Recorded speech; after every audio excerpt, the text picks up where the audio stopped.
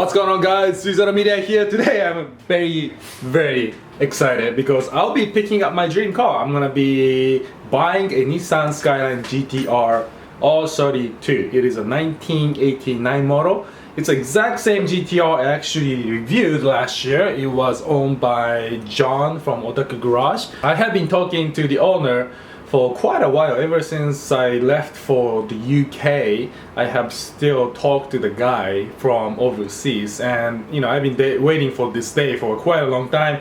I have all the exportation documents, I have the insurance and all that stuff. What I have to do now is go see the car, jack it up, go under it, you know, do some check for rusting spots, dents, bangs, leaks, all that stuff. And if everything checks out alright after test driving it, I'll be purchasing my first Nissan Skyline GTR R32. So right now I'm just waiting for my buddy Brian from Fab9 Tuning, who is the owner of the ridiculous Miata that was pushing like 500 wheel horsepower.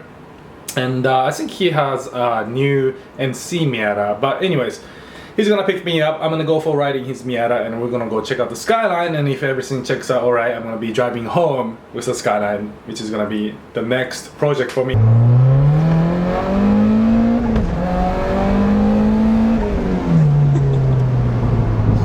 Yeah, it feels so good.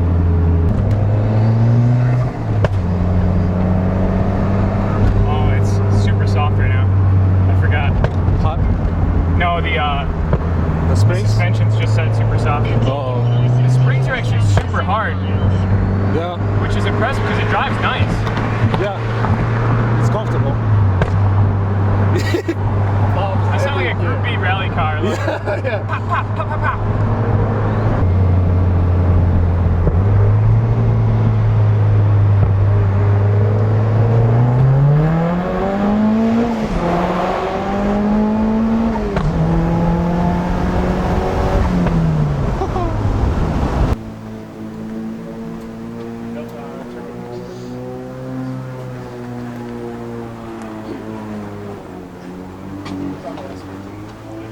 But down there, they don't care. I got customers. What happened here? There was like a sticker? That was like a one of, I guess, like a slap sticker. Yeah. And then they put the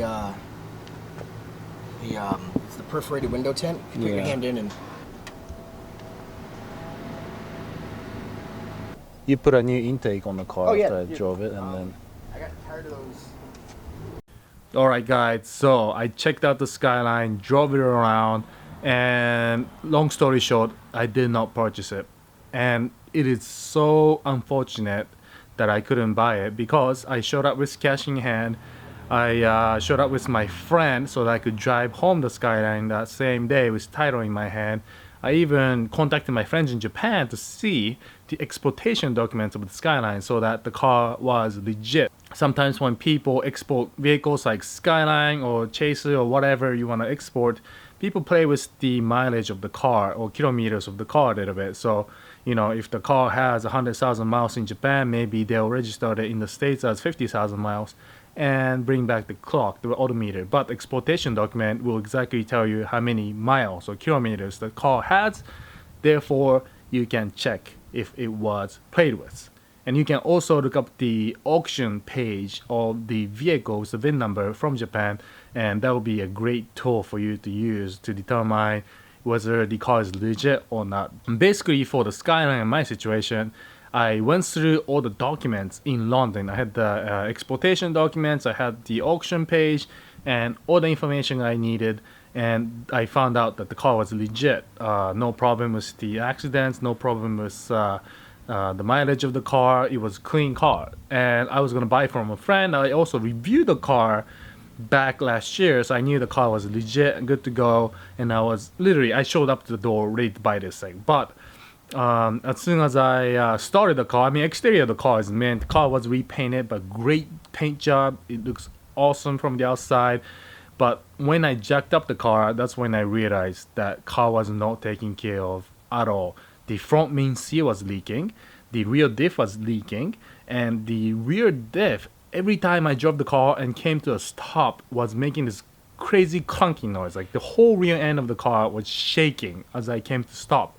So you know, after the test drive, I came back to my friend's garage, parked it, and basically what I did was have my friend push the car from the back as I applied brake. So, you know, you got the diff in the back, the drive shaft going to the front of the vehicle, and the diff, when you push the car forward, literally went like this. I could see the diff moving up and down. And right there and then I'm like, oh my god, this car is mechanically completely wrong. And when I was down there also, I noticed that one of the CV shafts has so CV shafts has a bunch of bolts in it, right? One of the bolts were on its way out, like literally halfway out the thread. And right there and then I'm like, there's no way I'm gonna buy this thing. It's gonna be a headache trying to get it back on the road, and I'm gonna spend so much time trying to fix this thing. And he also had boost issues. Every time I boost into it, it will cut out, and that was the issue I had a year ago, and the owner did not fix it, still had the issue. Long story short, I did not buy the Skyline because, I mean, it's just horrible condition. When the car is not maintained like that, it's just horrible sign for other potential issues in the future. So if you see a car where owner does not tell you about these issues beforehand, I mean, if it's minor issues, that's fine. If it's like leaking oil pan, or even if the owner told me about these issues before I purchased the car, fine, I knew it. I wouldn't have wasted his time or my time. But by him hiding these issues, it's always sketchy. Stay away from cars if the owner does not tell you about these issues. It's pretty obvious when the front main seal is leaking and rear diff is leaking that there's going to be drips in your driveway, and they're hiding it. So there might be additional information that they're hiding from you. So stay away from cars like that. So as for me buying a Skyline, that did not happen, but I'm still looking for a Nissan Skyline GTR R32 at the moment. But you know, I grew up in Japan. It is one of my dream cars, and I always wanted to get one. But ever since it's been legal in the States, the price has basically quadrupled. I remember going to Japan 5 years ago, and you know, I go there every year, but I remember going to the dealerships and looking at R32 Skylines going for like 10,000 and less in mint clean condition, and the Skylines here in the US are easily $20,000. So, you know, for me to spend like $20,000 to $25,000 on the Skyline when I could have purchased it in Japan for less than 10,000, and I'm talking clean, no issues Skylines with low mileage for less than 10,000 miles, it's just kind of hard to justify paying double or triple that price right now. So, you know, I might wait till the price kind of stabilizes, because still the Skyline just came out and there's such hype here in the United States that everybody wants to get it, and it's in the 20 to 25, even $30,000 range, which I think is kind of pricey, to be honest. So I'm still looking for a Skyline, but finding a Skyline in the right price range is gonna be a little tough. So who knows what's gonna happen. But in the meantime, I need a truck to haul my race cars to the racetrack. So I'm gonna be looking for a truck here in the next few weeks, and try to get rid of my CTS wagon daily and daily the truck instead. So unfortunately, buying the Skyline didn't happen today. I am so disappointed that this didn't happen. It's one of my dream cars, like I said, but maybe I'll wait out and try to get R33 or R34 GTR. R34 GTR is absolutely the dream car that I always wanted to get since I was a baby.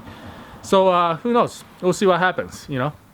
I just picked up the Naz RX-7, so you know, I'm always picking up something, looking for good deals, and looking for changes. So that's it, guys. Thanks for watching this video. Sorry to disappoint, but it is what it is. I think I made the right choice by not buying it. Good luck to whoever actually ends up buying the car for the cheapest possible parts available for Evo 8, 9, 10s.